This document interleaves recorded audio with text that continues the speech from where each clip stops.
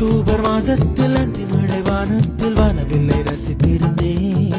அந்த நேரத்தில் யாரும் இல்லை தூரத்தில், இவள் மட்டும் வானவில்லை ரசிக்க வந்தாள். அன்று கண்கள் பார்த்து கொண்டோ உயிர் காற்றை